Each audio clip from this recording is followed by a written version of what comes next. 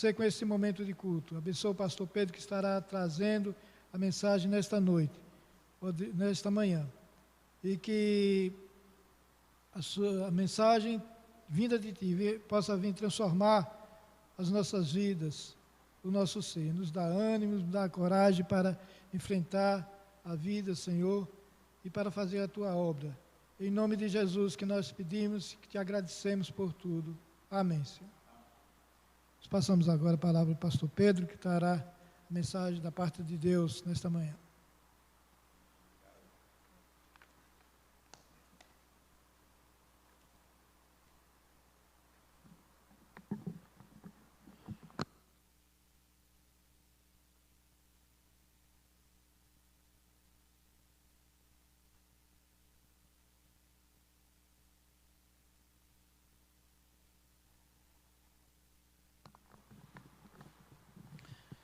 Irmãos amados, bom dia, que a paz de Cristo Jesus esteja com todos.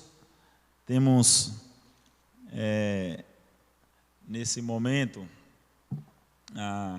acompanhando conosco, além da equipe técnica, os irmãos da igreja que acompanham de suas casas ou da casa de familiares, através do nosso canal no YouTube, bem como também sabemos que há uma outra plateia que não conhecemos, que por conta de estar seguindo o canal ou de ter, porventura, recebido o link, está também nos acompanhando, e nós nos alegramos com a presença virtual de vocês somando conosco, nestes momentos em que, novamente, a nós do Conselho da Igreja Presbiteriana de Confim Formoso, em obediência às normas e instituições, tanto municipais quanto estaduais, não podemos hoje estar recebendo a igreja aqui, Temos tido a expectativa de que num novo decreto, a partir de amanhã, a gente possa, claro que com os devidos cuidados e devidas restrições, porque muito nos alegra estar junto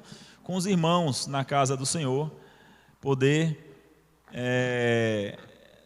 sentir o calor humano, mesmo que, como eu bem disse, nós de máscaras e sem o contato físico tão necessário, Porém, a nossa gratidão a Deus, porque Deus tem nos provido deste meio de comunicação, para que não deixemos de estar cultuando ao Senhor. Eu tenho ouvido falar, alguns desses dias aí, que ao contrário do que o inimigo possa estar pensando, de que fechou as portas das igrejas, não, na verdade, muito pelo contrário, a igreja se multiplicou, cada casa agora tem sido um lugar de adoração, um lugar de culto ao Senhor. Então, na verdade, se nós formos olhar a família da fé que está acompanhando, todos os irmãos, tanto os membros da igreja, quanto familiares, quanto pessoas que estão nos acompanhando aqui pelo link, nós temos com certeza mais pessoas presentes acompanhando este culto. E nesta manhã, nós estaremos abordando sobre a Páscoa, tanto eu quanto o pastor Adilson hoje falaremos sobre a Páscoa. Eu falarei agora pela manhã sobre a Páscoa judaica e vou finalizar num assunto meio que parecendo que é um ponto de continuação, que a continuidade, onde vai ser exposta sobre a Páscoa cristã, será feita pelo nosso pastor Adilson no culto vespertino, que será, aproveito para avisar, às 16 horas, por conta do toque de recolher, que nós temos uma limitação de horário. Então será às 4 da tarde, no dia de hoje, tá bom? Será transmitido pela Rádio 98 FM também, pelo aplicativo da 98 FM e pelo link que nós sempre disponibilizamos. Então, para falar sobre a Páscoa judaica, eu escolhi, irmãos, o texto de Êxodo, capítulo de número 12. Eu peço que vocês que estão nos acompanhando, mesmo da sua casa, você está cultuando ao Senhor, Você está em família aí, podendo ter o privilégio de estar em casa com os seus e cultuando ao Senhor, mas não deixe de abrir a palavra, de estar junto acompanhando a leitura do texto, de Êxodo capítulo 12.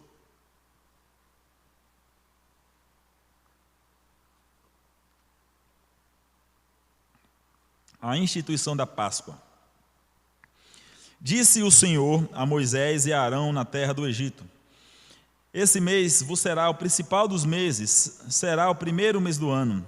Falai a toda a congregação de Israel, dizendo: aos 10 deste mês, cada um tomará para si um cordeiro, segundo a casa dos pais, um cordeiro para cada família.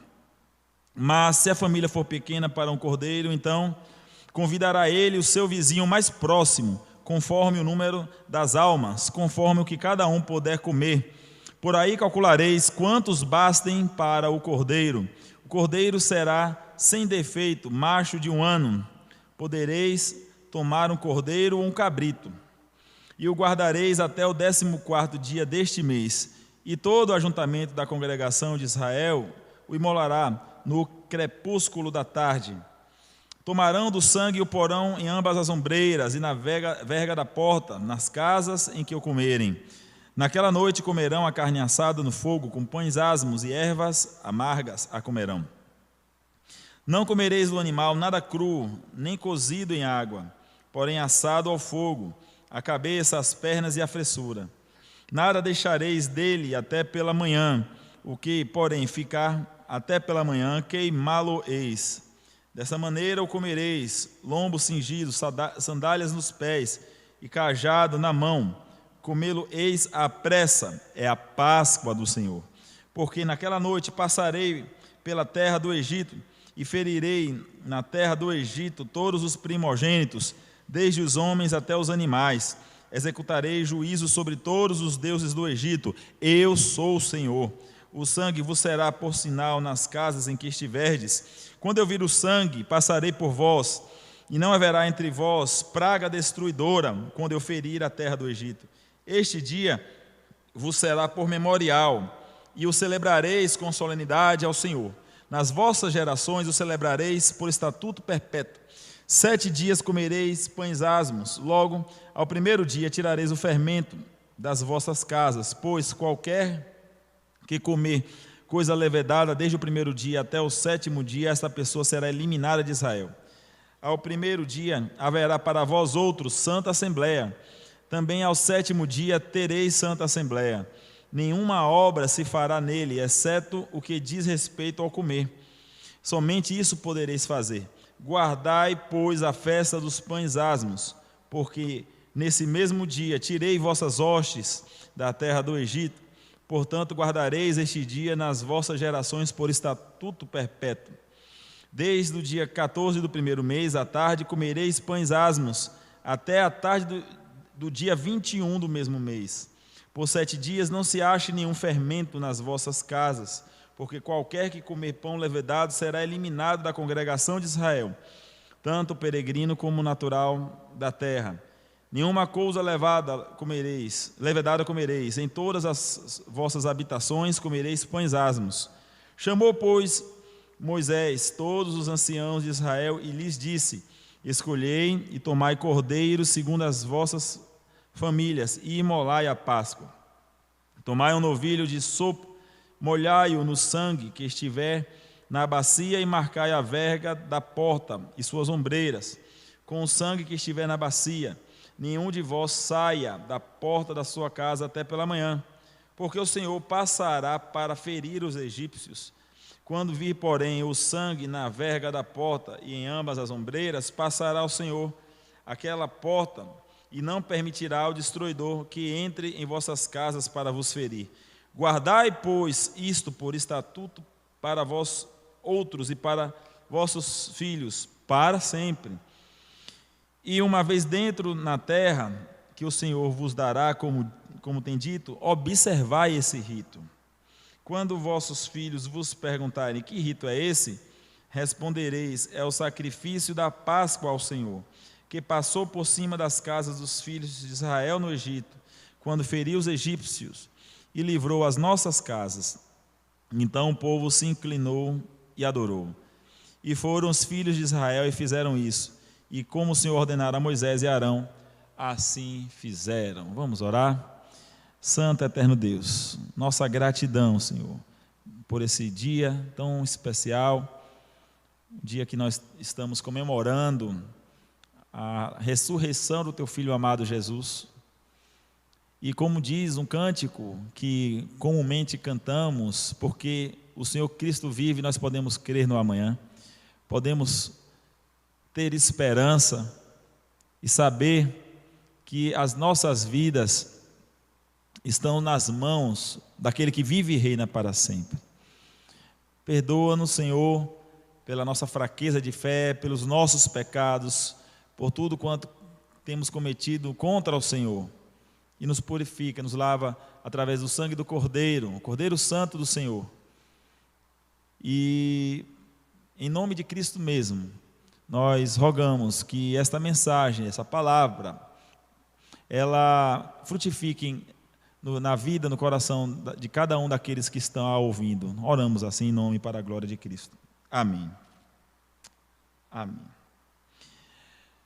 Amados irmãos, como a própria leitura do texto pôde já trazer à mente daqueles que em lendo prestaram atenção, nós vemos que aqui foi um dia bastante decisivo na história de Israel. E aqui foi também o dia em que o Senhor, avisando ao povo de Israel que iria trazer naquele momento, naquela madrugada, o terror de, ferindo os egípcios, trazerem a libertação depois de tantos anos de sofrimento, houve também ali a instituição, o nascimento da celebração da Páscoa judaica. Então, antes disso aqui, nós temos sim referências sobre alguns outros ofertórios e sacrifícios, mas não com a instituição organizada que se deva fazer e que os egípcios, inclusive, os israelitas, após a saída do Egito ali, puderam fazer ano após ano, né? Para trazer um pouquinho do contexto aqui para os irmãos, eu sei que a grande maioria com certeza sabe por demais toda a história que culminou a este dia, a este período aqui, dessa leitura que nós fizemos especificamente, mas lembrando que dos descendentes de Abraão, daqueles que estavam no Egito, desde quando o governador José do Egito pôde, em havendo fome por toda a terra, chamar de volta sua família para estar ali com ele, mas estando na terra egípcia, e ali aquele total de 70 pessoas ali cresceram, se multiplicaram, tornaram um grande povo. Veio após a morte do governador José do Egito um outro líder que não conhecia ao Senhor. A palavra nos diz, para você estar bem contextualizado com isso que estou falando, você lê o último capítulo de Gênesis e o primeiro de Êxodo, vai estar refrisando bastante isso. E em ele não sendo temente a Deus, estava ali não somente oprimindo o povo do Senhor, mas além da opressão, da servidão, da escravidão, o povo sofria ali com as suas restrições de adoração ao quem era o seu Deus, o Deus de seus pais, o Deus de que às vezes em algum momento, eu até preguei sobre isso há um pouco tempo atrás aqui, já no capítulo 13 de Êxodo, que eles se lembravam de ser o Deus de seus pais, o Deus em que eles deveriam estar adorando.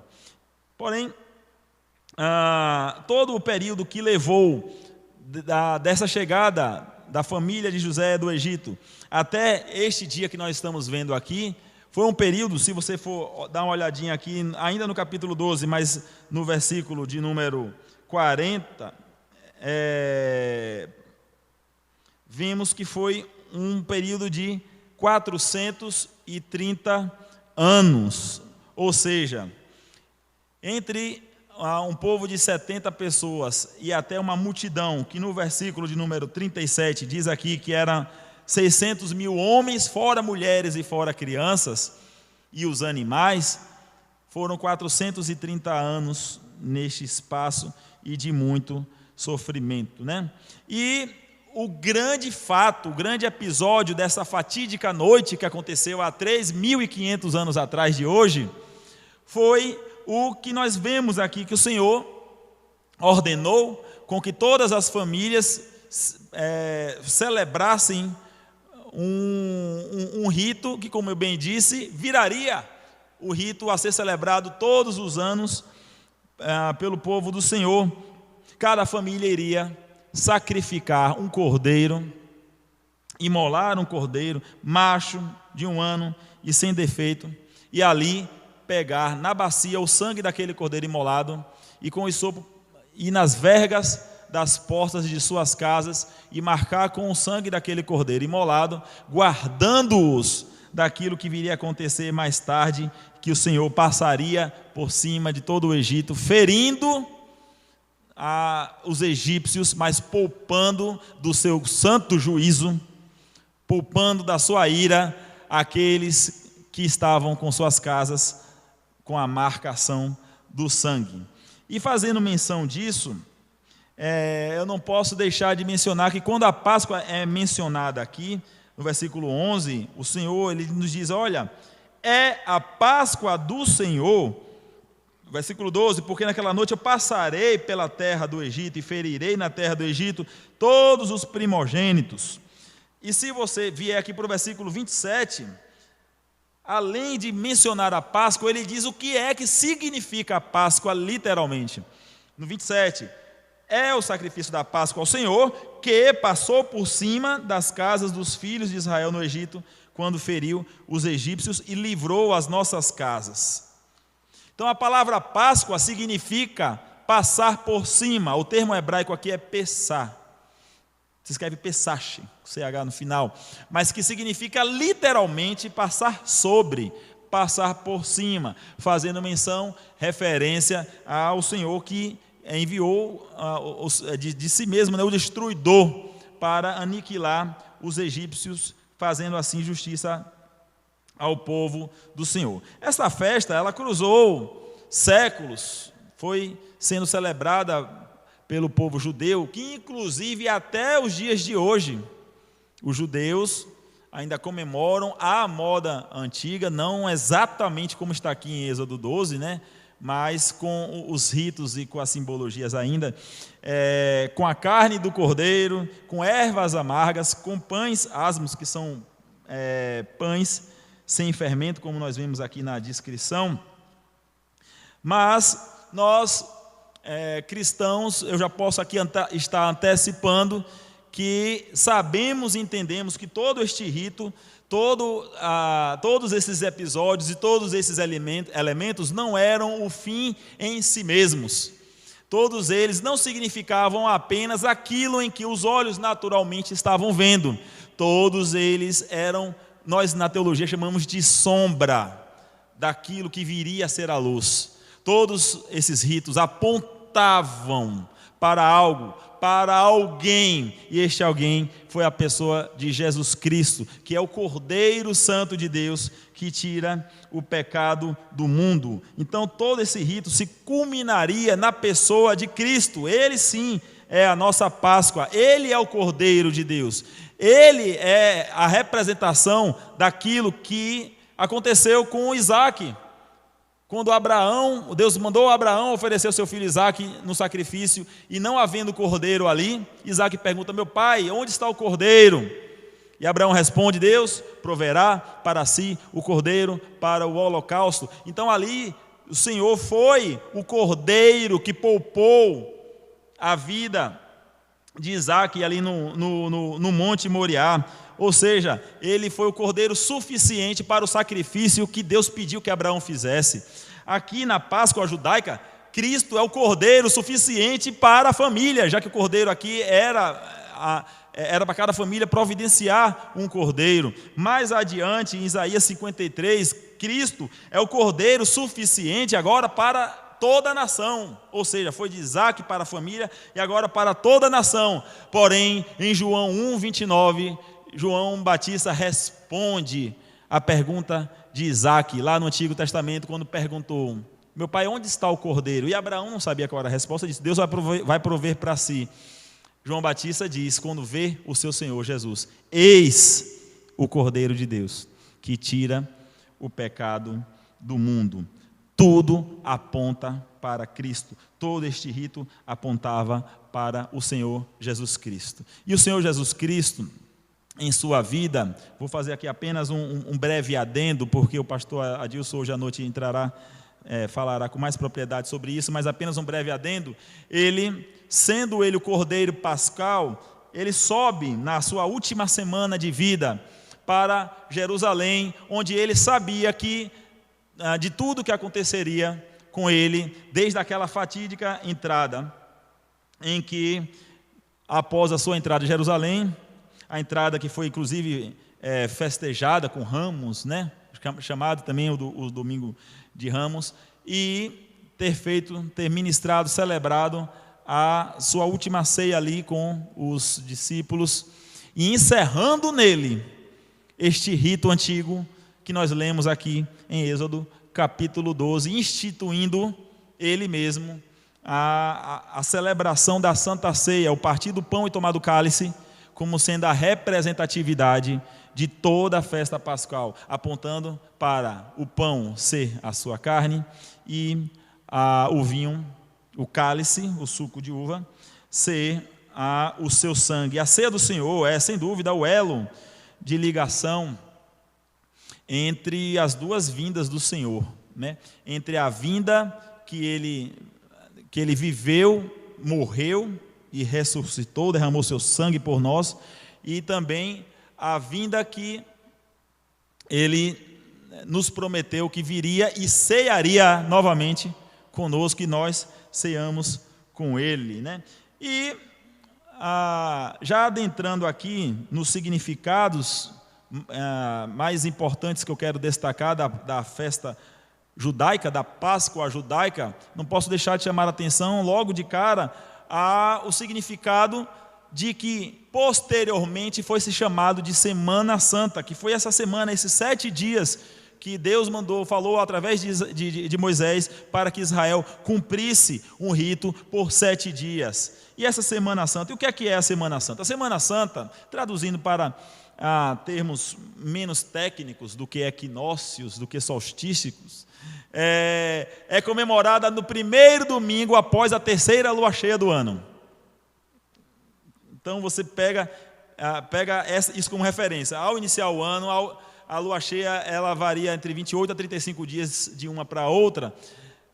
Você conta a primeira lua cheia, a segunda lua cheia, após a terceira lua cheia, o primeiro domingo, se começa ali o domingo conhecido como o domingo de Ramos. É por isso que nem sempre a Semana Santa acontece nas mesmas datas. Eu não sei se todos já observaram, a Semana Santa cada ano cai em um dia diferente, às vezes em março, às vezes em abril. Por quê? Por causa dessa menção aqui em Êxodo 13, versículo de número 4. Hoje, mês de Abibe, estais saindo. Ou seja, os israelitas foram soltos, foram livres no mês de Abibe. E que mês é esse, o mês Abibe judaico? Os meses judaicos não se conferem com meses iguaizinhos aos nossos. O mês tal significa tal, janeiro. Não, os meses judaicos, eles se conferem com parte de um mês com parte de outro mês do nosso calendário. O mês de Abibe é entre março e abril do nosso calendário moderno. Então, por isso que algumas vezes a Semana Santa cai em março e algumas outras vezes cai em abril. Este mês de Abibe, logo após esse fato aqui, este episódio, se você for ler também em Deuteronômio 16, o presbítero Paulo Lira leu na liturgia, continuou-se sendo comemorado, festejado ano após ano, sempre no mês de Abibe, porém até o cativeiro babilônico, porque após o cativeiro do povo do Senhor, esse calendário foi renomeado, houve uma readaptação, e a festa judaica, a Páscoa judaica, continuou acontecendo, porém o mês agora chamado, sendo o mesmo período, mas agora o nome é Nissan, ou seja, o que era mês de Abib passou a ser mês de Nissan. Você pode conferir essa história, essa mudança em Neemias capítulo 2, versículo 1. E aí, já que eu estou falando da Semana Santa, vou mencionar aqui 5 dias importantes da Semana Santa, segundo o festejo, tanto judaico agora, e vou fazer uma breve ponte com os festejos cristãos, em especial estabelecido no Concílio de Nicéia, em 325. Começa com o domingo de Ramos, como eu disse, o primeiro domingo após a terceira lua cheia. E o domingo de Ramos, em Marcos 11, do versículo 7 a 11, menciona que foi marcado o que ali? A entrada triunfal de Jesus Cristo em Jerusalém, e as pessoas estendendo as suas vestes e também com os ramos nas mãos. Um segundo dia bastante importante na Semana Santa foi a quinta-feira, a noite de quinta-feira, que foi quando Jesus celebrou a sua última Santa Ceia, já sabendo que seria traído. O apóstolo Paulo diz: na noite em que foi traído, o Senhor tomou do pão e tomou do cálice, e mencionou, né? Quando o Senhor terminou a última ceia, houveram dois importantes episódios também ali, para o calendário cristão, naquela quinta-feira à noite: a traição de Judas e a negação de Pedro. Ambos aconteceram após a última celebração da Santa Ceia. É por isso que a queima de Judas acontece na quinta-feira à noite na maioria dos lugares. Alguns outros povos e culturas transferiram a queima do boneco Judas, que é fazer um boneco representativo e tocar fogo nele, como se estivesse se vingando ali de Judas e tal, transferiram para o sábado, porque o sábado foi um período de um silêncio na terra, né? Que o Senhor tinha morrido na sexta e ressuscitou na segunda, e onde estava o sábado? Onde Cristo estava no sábado? Onde estava Deus no sábado, né? Esse questionamento: onde estava o Santo Espírito do Senhor no sábado? Sendo que o Senhor ainda viria, ressuscitaria, apareceria, e depois disso aí designaria o Espírito Santo, a sua presença, a terceira pessoa da Trindade, como conhecemos hoje, né? Pois, em falando a sexta-feira, é conhecida como Sexta da Paixão, por causa do seu sofrimento e por causa da morte. Até quando ele disse uma frase que, para mim, eu não sei se eu já disse aqui para os irmãos aqui da igreja, mas se eu nunca disse, que se fique registrado. Para mim é o versículo mais lindo de toda a Bíblia. É uma coisa muito pessoal, mas é o versículo que eu acho o mais formidável, o versículo mais completo, mais excelente, quando ele diz em João 19, versículo 30, está consumado. É lindo. É lindo. Por quê? Porque está consumado toda a obra da salvação. Está consumada a justificação, que nós não teríamos condições de fazê-la. Está consumado o pagamento pelos nossos pecados, e não dele. Ele consumou aquilo que era meu e que era seu.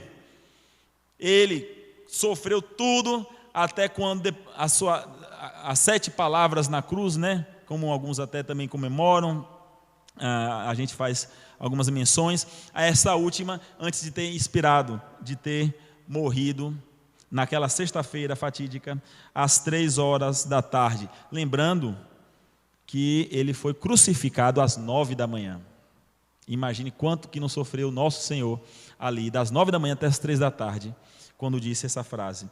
O sábado, como eu disse, conhecido como sábado de aleluia, foi o período entre a morte e a ressurreição. Porém, o domingo, o que hoje nós estamos trazendo à memória, o domingo conhecido como domingo da ressurreição, o domingo que, quando as mulheres, depois também os discípulos, Pedro e João, foram no túmulo, primeiro as mulheres, Maria e Maria Madalena, foram na expectativa de embalsamá-lo, querendo ainda, talvez imaginando que fosse encontrar lá o corpo do Senhor Jesus naquele túmulo. E aconteceu o episódio que todos nós conhecemos, né? Que o anjo disse: olha, veja que ele não está mais aqui, ressuscitou como ele disse que faria, registrado Marcos 16, versículo 6. Então, nas primeiras horas do dia, ele ressuscitou. Este é o significado em geral da Semana Santa. Porém, e o significado das tradições, das comidas e dos elementos, né? Vamos aqui para Êxodo 12 novamente, versículo 8 e 9.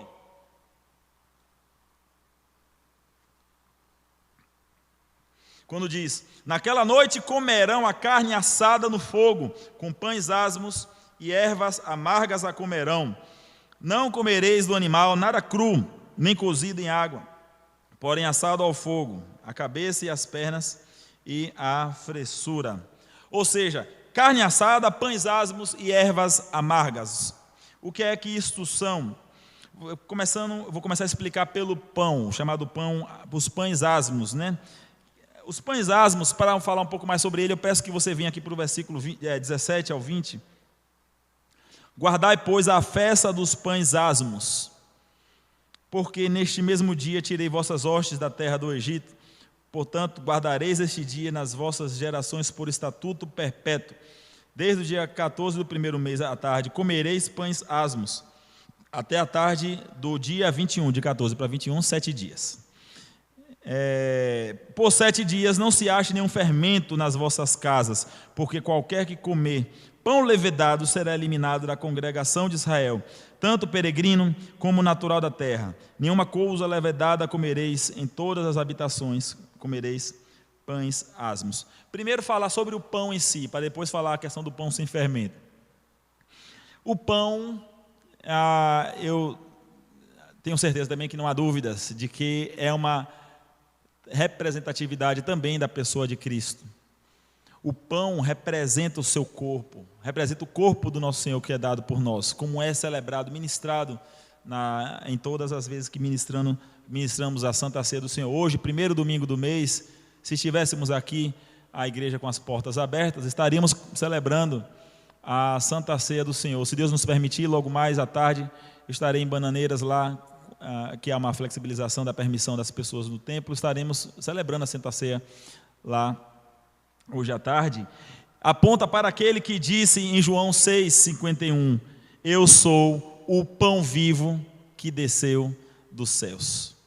Este pão que o Senhor ordenou com que Israel comesse, fizesse todas as vezes que se comemorasse a Páscoa, já era uma simbologia, uma tipologia de Cristo, já apontava para Ele, já apontava para o seu corpo que é dado por nós, como diz o texto também de 1 Coríntios, capítulo de número 11. E o que é o pães asmos? Pães asmos é o pão sem fermento, sem levedura, para representar os tempos de aflição que o povo passou no Egito. Assim como, e aí eu já adentro em outro elemento, que é as ervas amargas, para se lembrar também dos anos amargos de cativeiro no Egito. Meus irmãos, nós temos uma triste tendência de não reconhecermos, de esquecermos com facilidade as bênçãos recebidas, de não reconhecermos bênçãos que o Senhor nos dá, de não reconhecer livramento. Muitas vezes a nossa ingratidão é tamanha que a nossa alegria só dura 2 minutos, depois a gente já está reclamando de novo. Esse estatuto aqui que o Senhor manda que seja perpétuo, ele continua sendo perpétuo, porém, como eu disse, foi ressignificado na pessoa de Cristo, é comemorado de uma outra forma, mas é para todas as vezes nós nos lembrarmos que éramos escravos, tanto literalmente falando, escravos do Egito, como espiritualmente, antes de ter o Senhor, antes do Senhor nos salvar, éramos escravos do pecado, éramos escravos de nossas faltas, éramos escravos de nossa carne, éramos obedientes somente a nós mesmos, e o Senhor nos libertou. Por isso a questão das ervas amargas, para nos lembrar que antes dele vivíamos tempos amargos. Tudo isso também aponta para a amargura que foi o sofrimento do Calvário do Messias. Sofremos com Ele, morremos com Ele e reinaremos com Ele. Terceiro elemento, deixei por último porque esse elemento merece uma atenção assim em especial, é o versículo número 5. É sobre o cordeiro que foi imolado. O cordeiro, acompanha o versículo 5, o cordeiro será macho, sem defeito, macho de 1 ano. Podereis tomar um cordeiro ou um cabrito, né? Lendo alguns comentários bíblicos, tanto de Genebra como alguns outros comentaristas teológicos, este um ano aqui também pôde ser ressignificado como sendo dentre os 8 dias de nascido, dentro do seu primeiro ano de nascido, fazendo menção em referência a quando acontecia também a circuncisão, que era depois de concluídos 7 dias de nascido. E o cordeiro macho, sem defeito, aponta para quem? Aponta para aquele mesmo cordeiro que eu mencionei, o que tira o pecado do mundo, o Filho de Deus, a única pessoa que por sobre essa terra pisou, que não há defeito algum, não há dolo algum. Aquele cordeiro lá, que tinha que ser macho, tinha que ser sem defeito, não podia ser nenhum cabrito com um tingimento na sua superfície, não podia ser coxo, não podia ser cego, não podia ter nenhum defeito físico. Apontava para a vinda do ser perfeito, o ser de Deus, que escolheu habitar conosco e fez de nós o seu povo forte através do seu sacrifício. E ainda, falando sobre o cordeiro imolado, nós vemos aqui a menção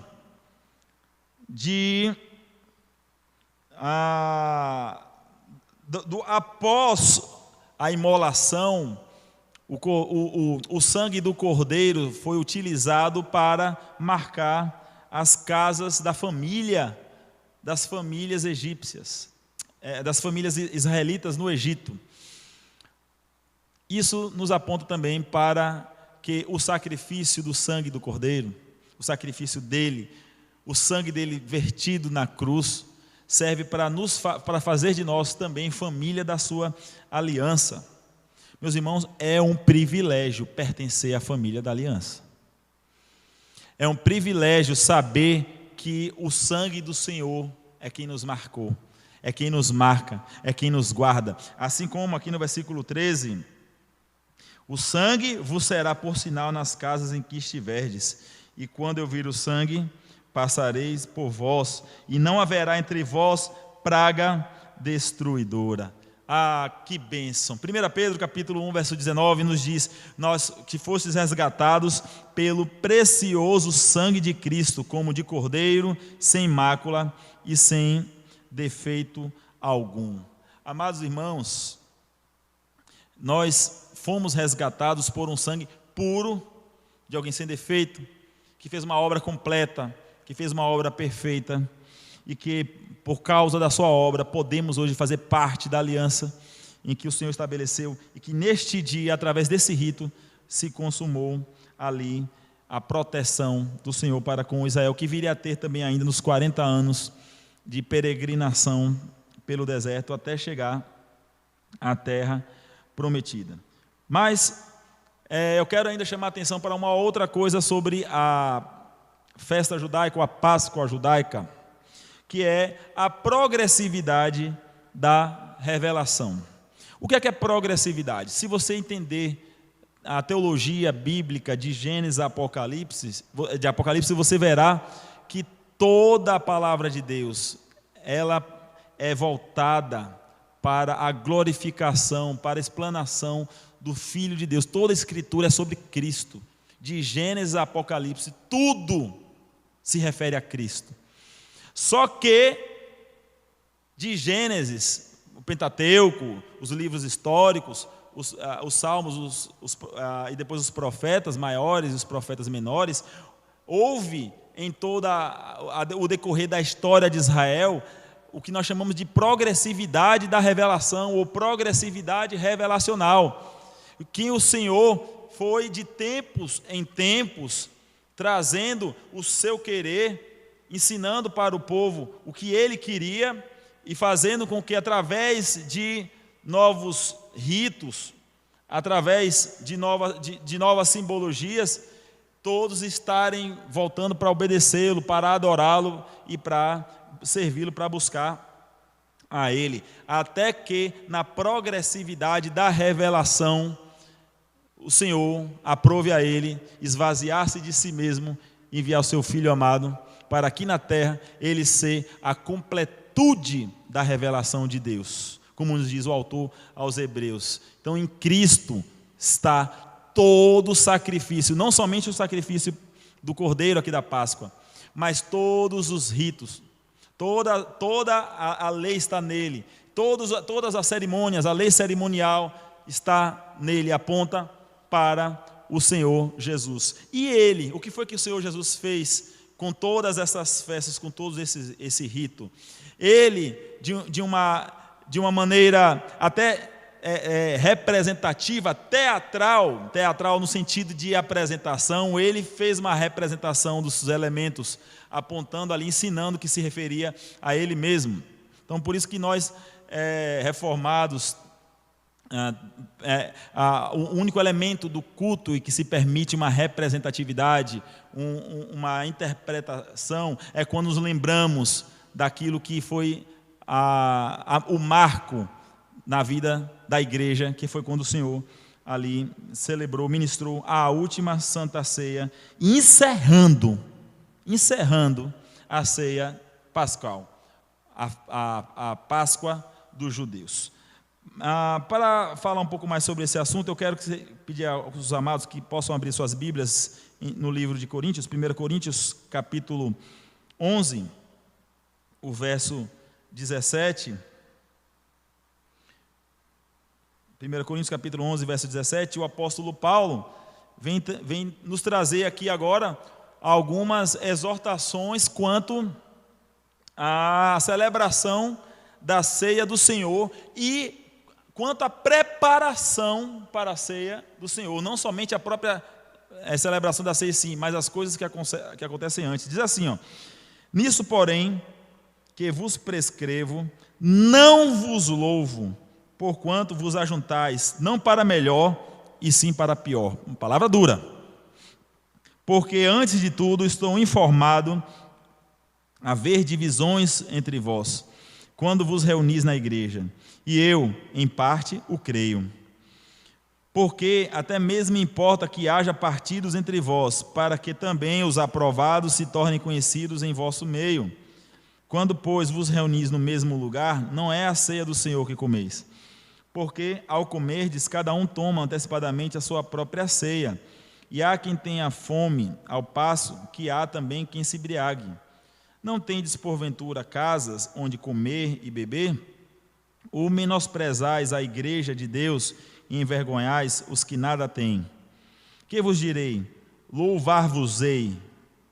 Nisso certamente não vos louvo, porque eu recebi do Senhor o que também vos entreguei, que o Senhor Jesus, na noite em que foi traído, tomou pão e, tendo dado graças, o partiu e disse: isto é o meu corpo que é dado por vós, fazei isto em memória de mim. Por modo semelhante, depois de haver ceado, tomou também o cálice, dizendo: este cálice é a nova aliança do meu sangue, fazei isso todas as vezes que o beberdes em memória de mim, porque todas as vezes que comerdes este pão e beberdes o cálice, anunciais a morte do Senhor, até que ele venha. Até aí. Para explicar para os irmãos aqui o contexto, talvez alguns versículos que possam ser confusos no que a gente faz a primeira leitura. Mas fazendo uma pesquisa histórica no contexto em que o apóstolo Paulo está escrevendo este episódio aqui para a igreja de Corinto, o que é que acontecia aqui? Havia uma festa que precedia a celebração da Santa Ceia.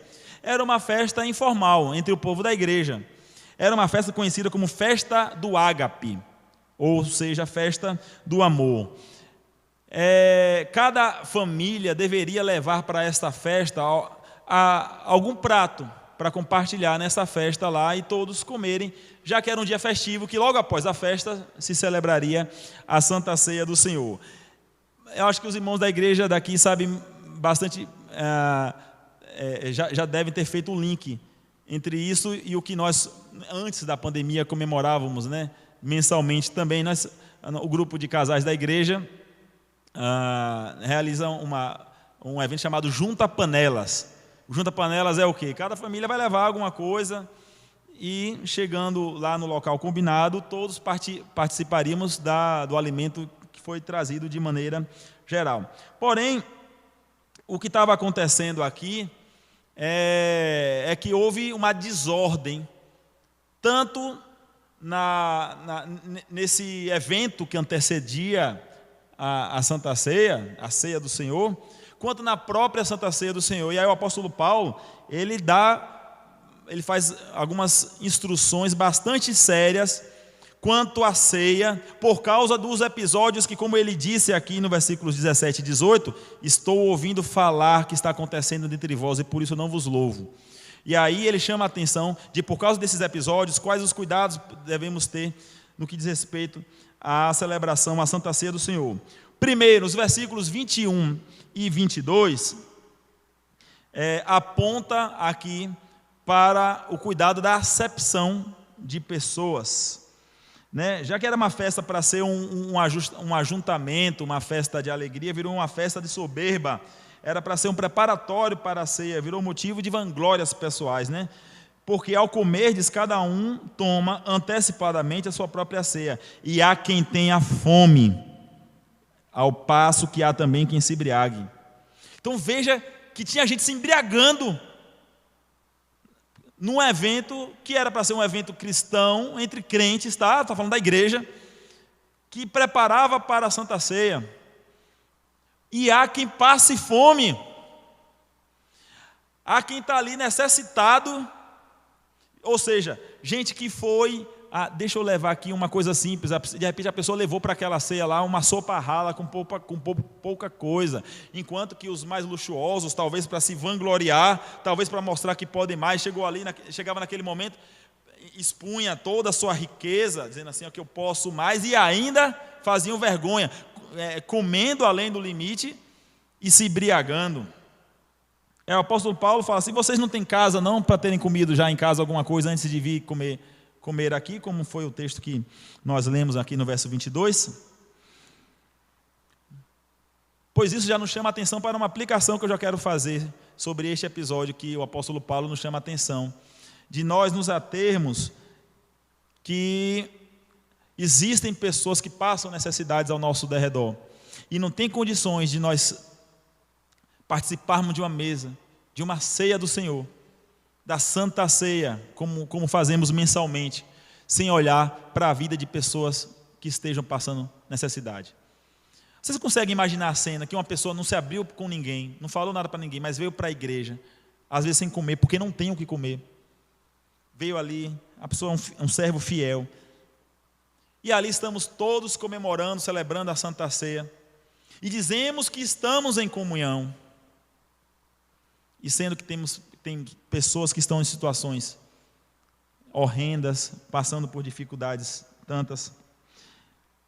O texto de Mateus, capítulo 5, versículo 42, nos orienta assim, dá a quem pede e não volte as costas àquele que deseja pedir por algo emprestado. Nós devemos sempre atender os necessitados primeiro, socorrer os necessitados.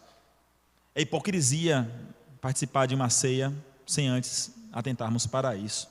Deus não nos deu nada em abundância para que a gente vá se vangloriar e mostrar que tem mais do que o outro, que não seja para ajudar a quem precisa. Eu não quis adentrar aqui, mas no estudo, na chave bíblica, eu achei diversas referências bíblicas. Eu falei, eu não vou citar todas não, senão o tempo vai ficar muito grande, de que o Senhor repreende todas as vezes que temos 2, que temos 3, temos 4 e alguém não tem nada e a gente quer ter mais. Se tiveres 2 túnicas, reparta com quem não tem nenhuma. Não acumuleis para vós tesouros na terra.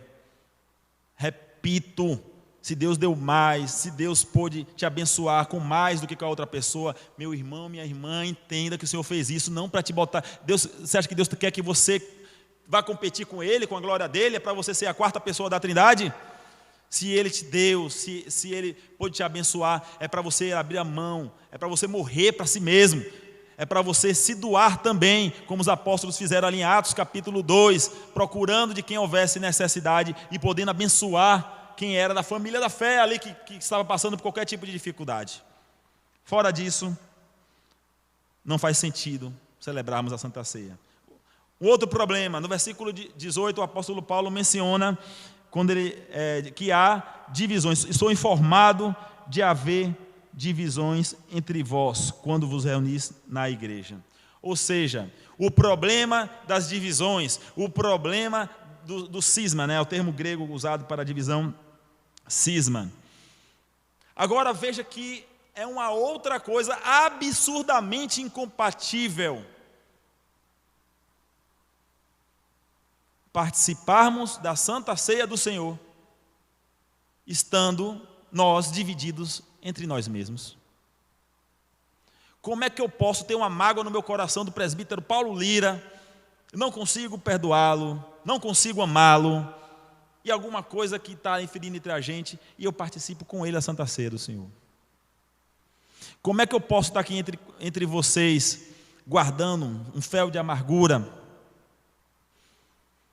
Venham aqui aquilo que simboliza o altar, oferecer o sacrifício ao Senhor, participar do santo momento da Santa Ceia. Como diz Mateus capítulo 5, versos 23 e 24, se estiveres apresentando a tua oferta no altar, e ali te lembrares de que teu irmão tem alguma coisa contra ti, deixa ali diante do altar a tua oferta, e vai conciliar-te primeiro com teu irmão, e depois vem apresentar a tua oferta. Aí o apóstolo Paulo, observando isso, ele diz aqui, olha, verso 17, nisto, porém, que vos prescrevo, não vos louvo. Ou seja, eu não vos elogio, eu tenho vergonha de vocês por isso, pelas divisões que há dentro de vocês. Versículo 20, olha o que ele diz: quando, pois, vos reunis no mesmo lugar, pode ter certeza, não é a ceia do Senhor que vocês estão comendo. O que ele está dizendo é justamente isso. Se vocês estão com divisão entre vocês estão meramente comendo um pedaço de pão e tomando um pouco de suco de uva, e mais nada. Não é a ceia do Senhor em havendo divisão. O Senhor não recebe. É uma maneira dele dizer que aquilo ali e nada. É apenas uma continuidade da farra que estava acontecendo antes dessa festa chamada de festa ágape, que até onde eu pude, a minha pesquisa permitiu, eu pude conhecer, acontecer em Corinto, não sei se nas demais também igrejas, mas que já era um fato por si só lamentável. Mas, pastor, como proceder? Quero pedir àqueles que podem também abrir o texto de Romanos, capítulo 12, versículo de número 9, que a palavra também ali nos orienta como devemos viver, como devemos proceder no nosso relacionamento cristão. Romanos 12, 9 até o 15. O amor seja sem hipocrisia, ou seja, do termo hipócrites, que quer dizer duas caras. Seja de verdade, detestai o mal, apegando-vos ao bem. Amai-vos cordialmente uns aos outros, com amor fraternal, ou seja, do mesmo jeito como eu amo os meus 3 irmãos, eu devo amar a você, meus irmãos biológicos, meus irmãos com os quais eu fui criado. O mesmo amor eu devo amar a igreja do Senhor, nós devemos amar uns aos outros, preferindo-vos em honra uns aos outros. Eu vou sempre colocar você em preferência do que até a mim mesmo. É tudo o contrário do que o mundo ensina, né? Que é primeiro eu, se der espaço, der certo, não, é primeiro eu, segundo eu, terceiro eu, né? Não, primeiro você, meu irmão. Versículo 11, no zelo não sejais remissos, sede fervorosos de espírito, servindo ao Senhor, regozijai-vos na esperança, sede pacientes na tribulação, na oração perseverantes, tudo isso em unidade. Compartilhai as necessidades dos santos. Ou seja, eu volto a falar daquele primeiro problema que o apóstolo Paulo mencionou, de pessoas passando necessidade. E aqui também Paulo está exortando para compartilharmos as necessidades dos santos. Praticai a hospitalidade. O dom de sermos hospitaleiros, praticamente não vejo mais nos dias de hoje, nos tempos modernos. É como se fosse o maior erro, o maior mal, o maior perigo. Eu louvo a Deus que quando todas as vezes que Deus me dá a grata alegria de estar visitando ali os irmãos na Caatinga, mas todas as vezes eu me sinto como se estivesse em casa, é uma bênção. Que os irmãos têm esse dom no coração de serem hospitaleiros. Chegando ali no brejão, às vezes até você não consegue sair do brejão, que a irmã Maria não deixa. É uma bênção. É um dom que todos nós tínhamos que ter e praticar assim de maneira igual. Viver isso aqui. Verso 14. Abençoai os que vos perseguem. Abençoai e não os amaldiçoeis. Porque o que é que o apóstolo Paulo está falando isso dentre os irmãos? Porque sabe que alguns irmãos colocam como desculpa não amar o outro, não gostar do outro, porque aquele irmão não vai com a minha cara, não, aquele irmão me persegue. Ah, pastor, como é que eu posso amar uma pessoa que só vive falando mal de mim pelas costas? Como é que eu posso amar uma pessoa que todas as vezes que pode denigre a minha imagem, denigre a imagem da minha família? Porque você é igualzinho e fez a mesma coisa com Deus. É por isso que você tem que amar. Se for para nós amarmos uns aos outros da maneira como nós achamos que deveríamos fazer, e Deus fosse querer fazer do mesmo jeito, o que é que você acha que seria de nós? Porque Deus nos ama com um amor incondicional, apesar de nós fazermos tudo, mas tudo para desagradá-lo. O próprio povo de Israel é o exemplo disso, que essa própria festa da Páscoa, chegou um determinado momento, você pode ler isso nos primeiros capítulos de Isaías, que não passava de uma mera festa, que não tinha mais significado para o povo, em que eles viviam ali com todo tipo de pecaminosidade.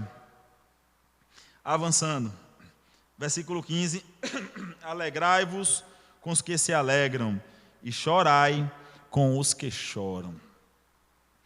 Em especial nesses tempos de muito luto, de muito choro, devemos nos lembrar daqueles que estão carecendo de nossas orações, de nosso apoio, do fraternismo que nós devemos ter, o sentimento de irmandade. Sei que algumas vezes a gente não pode estar com o irmão, com a irmã abraçando, principalmente as pessoas de mais idade, que a vontade que dá de você chegar para estes e estar ali do lado, abraçando, chorando, por conta de terem a saúde mais frágeis. E temos vivido período que precisamos estar alerta, né? A gente nunca sabe quando que a gente pode ser o agente transmissor e causar o mal a alguém ou até uma família inteira. Mas você não transmite coronavírus se você ligar, se você mandar uma mensagem, se você estiver em casa orando pela pessoa. Nós devemos nos alegrar com os que se alegram, ao invés de sentir inveja, e chorar com os que choram, ao invés de sermos indiferentes. Quero finalizar que a palavra do Senhor, falando sobre a Páscoa, e como eu bem disse, vou terminar aqui com as reticências, e o pastor Adilson vai hoje à tarde, vai falar sobre a Páscoa cristã, mas o apóstolo Paulo, em 1 Coríntios também, só capítulo 5, versículo 7, diz: porque Cristo, nossa Páscoa, foi sacrificado por nós.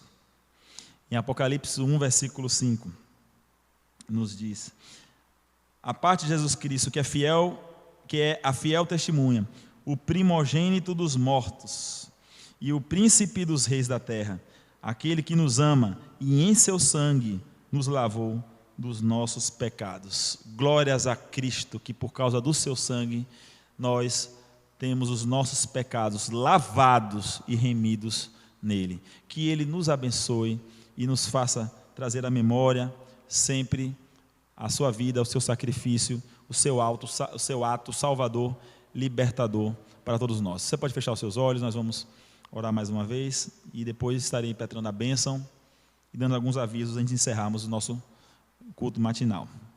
Senhor amado, Senhor querido, nós queremos agradecer pela vida do Cordeiro Santo do Senhor, Jesus Cristo, o nosso amado. Obrigado, Senhor, porque aprove o Senhor desde os tempos mais pretéritos, desde a eternidade, desde antes da fundação do mundo, ter preparado, ter entregue o teu próprio Filho antes da fundação do mundo, para que venhamos a ter vida em abundância, ter a salvação nele. Muito obrigado, Senhor, por sermos parte da família da aliança do Senhor. Deus, muito obrigado. Que privilégio, que honra ser parte daquilo que não poderíamos ser por nós mesmos. Obrigado pelo sacrifício precioso de Jesus Cristo morrendo por nós, numa rude cruz, e ali no Calvário, no Gólgota, pôde demonstrar o seu amor por todos nós. Que o seu amor permeie sobre o seu povo, em nome e para a glória de Jesus mesmo. Amém. Recebei, pois, a bênção. Que a bendita, maravilhosa graça do Cordeiro Santo de Deus, Jesus, o nosso Senhor e Salvador Redentor, que o amor eterno, infinito e incondicional de Deus Pai e a comunhão e o consolo do seu santo e bendito Espírito esteja com todos nós e com todo o povo de Deus, com todo o povo da aliança espalhados pelos 4 cantos do mundo. Amém e amém. Graças a Deus por sua bendita palavra. Eu quero agradecer aí os irmãos que estão nos acompanhando através do nosso canal. Reforçar aqui o aviso, né, de que hoje à tarde será às 4 horas da tarde, mais cedo, por causa do atual decreto. Então, os irmãos estejam atentos. Oi?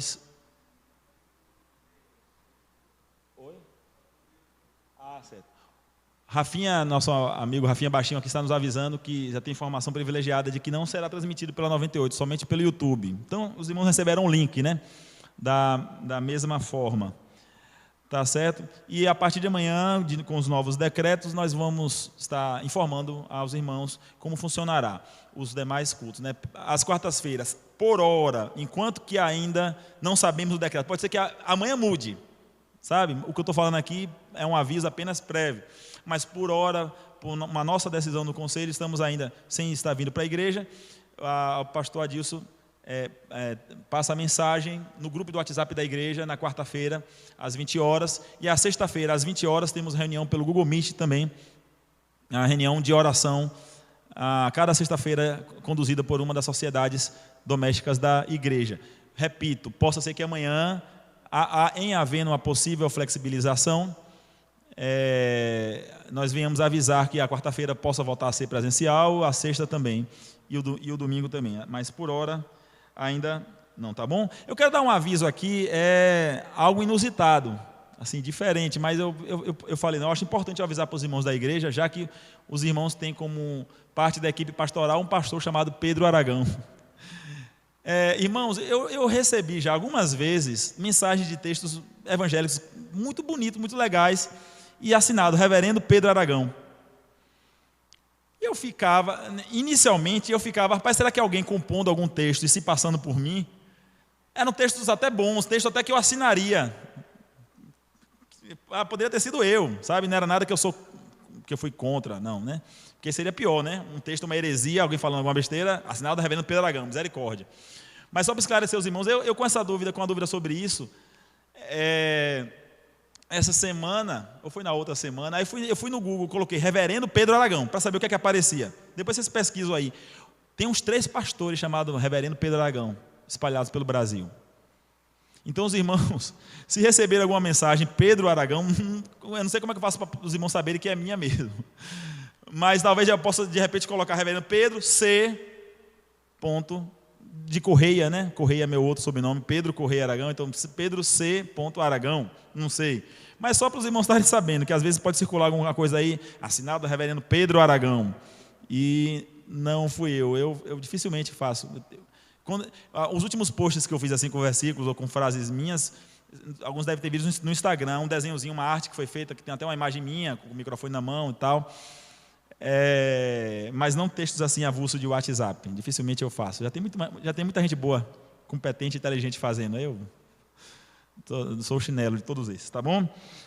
Não sei se há algum outro aviso, presbítero Paulo Lira, além desses. Não? Ivan, algum aviso? Luma? Rafinha? Não? Então a todos vocês que nos acompanharam, que Deus abençoe, vos guarde, vos dê um bom almoço, bom descanso e um bom dia do Senhor da ressurreição. Que Deus nos abençoe.